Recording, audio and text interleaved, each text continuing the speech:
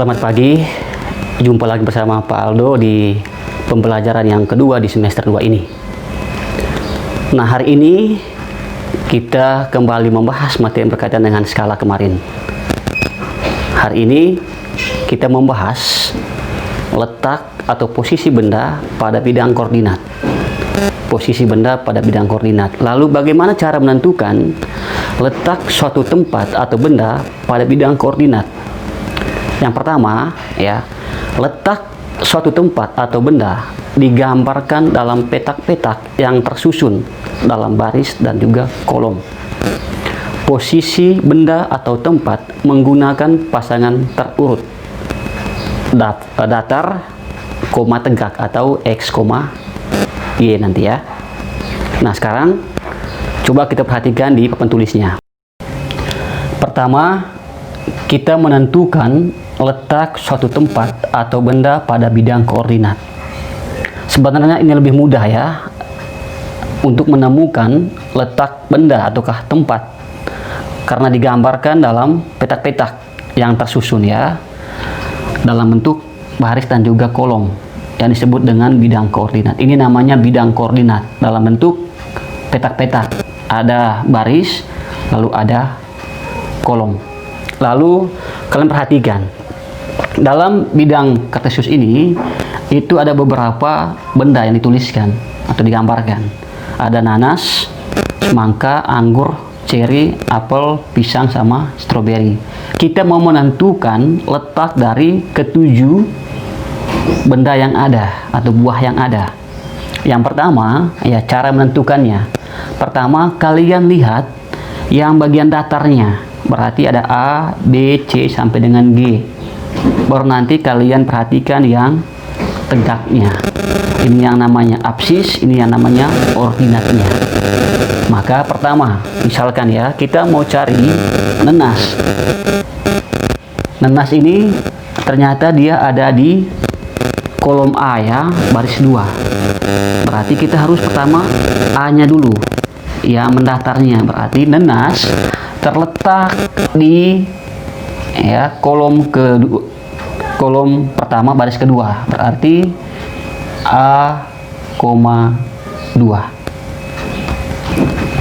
ya, A, 2. Sekarang yang berikut, misalkan kita mau cari semangka ya, S semangka ya, ternyata dia ada di baris pertama ya, kolom ketiga, berarti C nih 1, 2, 3 C, 1.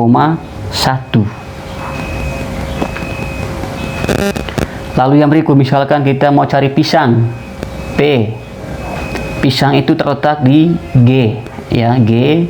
Lalu ke atasnya dia 4, baris keempat, berarti G, 4. Lalu apel misalkan apel, berarti dia di E, 5 ya, E, 5. Ini cara menentukan letak suatu benda ataukah tempat pada bidang koordinat. Lalu bisa juga kalian ya menentukan atau menggambarkan denah pada bidang koordinat seperti ini. Itu bisa ya, kalian bisa menggambarkan seperti ini. Nah, nanti kalian bisa pelajari lagi di buku ya, lebih detailnya. Hanya penjelasan seperti ini. Yang berikutnya, kita menentukan letak titik dan bangun datar pada bidang koordinat. Letak sebuah titik juga dapat digambarkan pada bidang koordinat.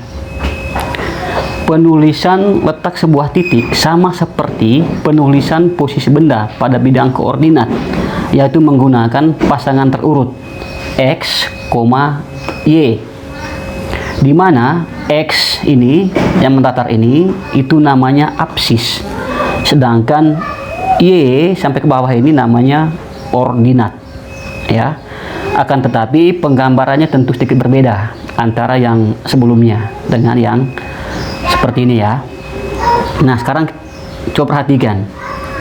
Yang pertama ya, letak titik ya, letak titik di situ dituliskan titiknya titik A, B, C dan juga D ya.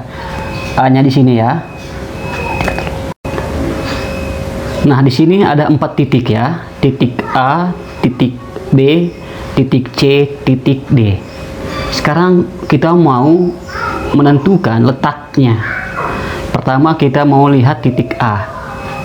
Tadi dikatakan bahwa untuk menentukan titiknya itu harus absis, ordinat atau X, Y ya. Maka perhatikan titik A-nya.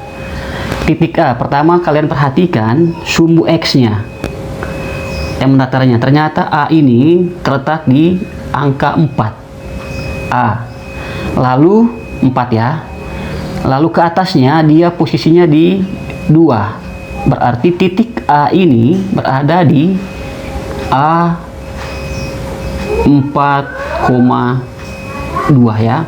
X lebih dulu baru Y, ini 4,2. Sekarang titik B.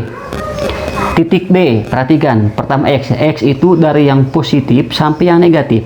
Itu X, berarti titik pertama X ya. X itu min 5. Lalu manakah Y-nya? Y-nya adalah 0. 0 ini bisa untuk X, bisa juga untuk Y.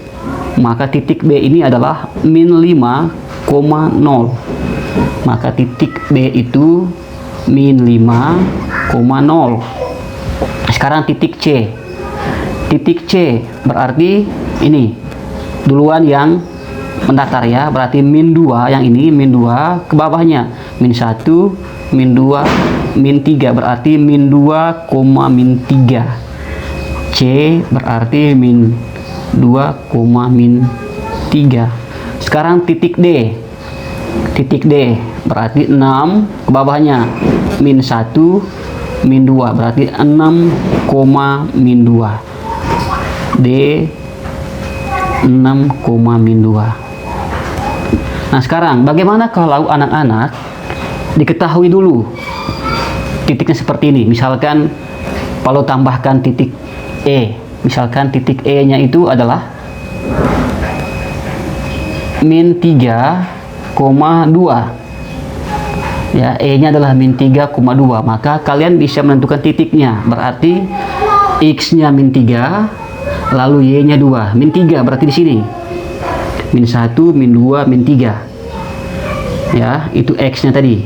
Baru Y nya adalah 2, berarti 2 itu berarti ke atas ya.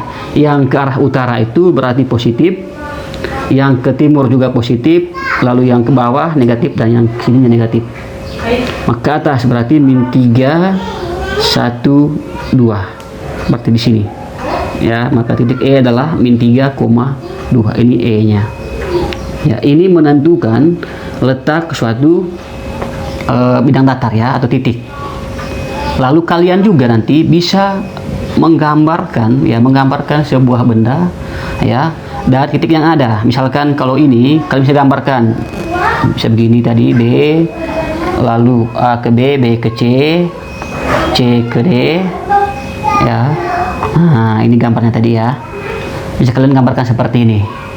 Nah, sekarang untuk materi hari ini hanya sampai di sini ya. Terima kasih dan sampai ketemu lagi di pembelajaran ketiga.